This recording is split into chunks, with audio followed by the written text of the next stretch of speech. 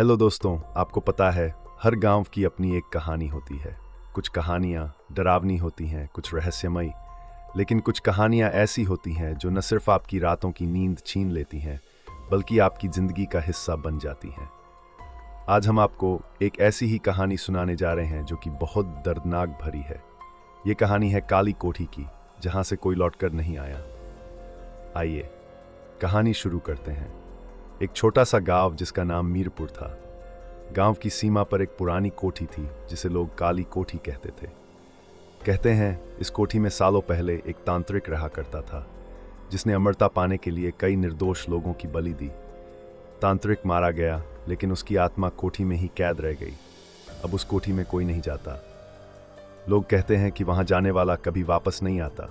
बीते दिनों की बात है। 4 दोस्त आयुष, मेघा, निखिल और श्रेया जो शहर से इस गांव घूमने आए थे, जब उन्होंने इस काली कोठी की कहानी सुनी तो इसके बारे में और ज़्यादा जानने के लिए बहुत उत्सुक हुए। आयुष ने कहा, हमें इसे खुद देखने जाना चाहिए।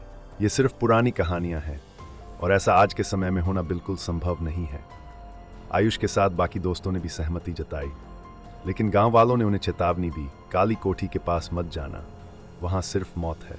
लेकिन दोस्तों ने इसे अफवाह समझकर अनदेखा कर दिया। उसी रात को 12 बजे चारों दोस्त काली कोठी पहुंचे। दरवाजे के पास पहुंचते ही अजीब सी ठंडक महसूस हुई। मेघा ने डरते हुए कहा, मुझे यहां अच्छा नहीं लग रहा। आयुष ने हंसते हुए जवाब दिया, अरे ये सब मन का भ्रम है।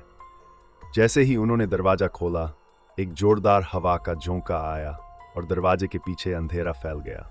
कोठी के अंदर घुसने पर उन्होंने देखा कि दीवारों पर खून के हाथों के निशान थे और हर तरफ एक सड़न भरी दुर्गंध थी। और अचानक श्रेया ने अपने कंधे पर किसी के हाथ का स्पर्श महसूस किया।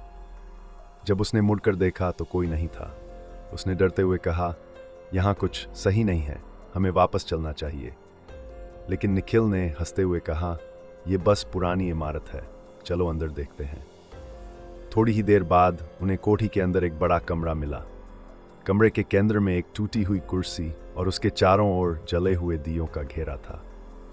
कुर्सी के पास एक पुरानी किताब रखी थी जिसमें तांत्रिक के अनुष्ठान के बारे में लिखा था। जैसे ही उन्होंने किताब को उठाया, हवाओं की तेज आवाज गूंजने लगी। दरवाजे अपने आप बंद हो गए। चारों ने भागने की कोशिश की, लेकिन दरवाजा नहीं खुला। अचानक दीवार पर तांत्रिक का चेहरा उभरा और गहरी आवाज में कहा, तुमने मेरी शांति भंग की है, अब तुम सब मेरी बलि बनोगे। चारों चिल्लाने लगे, लेकिन कमरा धीरे धीरे अंधेरे में डूबने लगा। मेघा ने घबराते हुए कहा, हमें कुछ करना होगा, नहीं तो हम सब मारे जाएंगे। कमरे में चारों तरफ तांत्रिक की परछाई घूमने लगी। तभी श्रेया ने फर्श पर एक छुपा हुआ दरवाजा देखा और चिल्लाई, शायद यहां से निकलने का रास्ता हो सकता है। लेकिन सवाल यह है, क्या वह रास्ता उन्हें बचाएगा या यह भी तांत्रिक के जाल का हिस्सा है? बिना कुछ सोचे समझे उन्होंने उस दरवाजे को खोला और दरवाजा खोलते ही सभी को एक सुरंग का रास्ता दिखा। चारों ने सुरंग में जाने का फैसला किया। सुरंग में अंधेरा और भयानक सन्नाटा था। जैसे ही वे आगे बढ़े, सुरंग के दीवारों पर अजीब आकृतियां उभरने लगीं। आगे बढ़ते हुए उन्होंने देखा कि सुरंग के अंत में एक और बड़ा कक्ष था। वहां एक पत्थर की देवी थी जिस पर खून के धब्बे थे। तभी तांत्रिक की आत्मा प्रकट हुई और उसने कहा, तुम्हें यहां नहीं आना चाहिए था। अब मेरी ताकत को फिर से जीवित करने के लिए तुम्हारी बलि जरूरी है। आयुष ने हिम्मत जुटाकर तांत्रिक से कहा, तुम हम पर हमला नहीं कर सकते, तुम्हारी शक्ति खत्म हो चुकी है। तांत्रिक हंसते हुए बोला, मेरी शक्ति तुम्हारे डर से बढ़ती है। जितना ज्यादा डरोगे उतनी जल्दी खत्म हो जाओगे। चारों ने फैसला किया कि डर पर काबू पाकर ही वे यहां से बच सकते हैं। अचानक मेघा ने देखा कि कमरे के कोने में एक प्राचीन खंजर रखा है जिसे तांत्रिक की आत्मा को खत्म करने के लिए इस्तेमाल किया जा सकता है।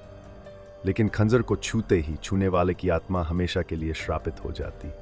आयुष बिना सोचे समझे खंजर को उठाया और कहा, मैं तुम सबको बचाने के लिए यह करूंगा। और फिर उसने तांत्रिक की आत्मा पर खंजर चला दिया। आत्मा चीखते हुए गायब हो गई। कोठी में चारों तरफ अंधेरा छा गया। जब रोशनी लौटी तो आयुष गायब हो चुका था। बाकी तीनों ने देखा कि खंजर के पास खून से लिखा था, आयुष ने तुम सबकी जान बचाने के लिए अपनी बलि दी। कोठी अब मुक्त है, लेकिन आयुष हमेशा के लिए इसका हिस्सा बन चुका है। मेघा, निखिल और श्रेया किसी तरह बाहर निकल आए। लेकिन आयुष की कुर्बानी को कभी नहीं भूल पाए। गांव के लोग कहते हैं कि काली कोठी अब शांत है, लेकिन कभी कभी वहां से आयुष की आवाज सुनाई देती है। क्या आप काली कोठी के रहस्य का सामना करने की हिम्मत करेंगे?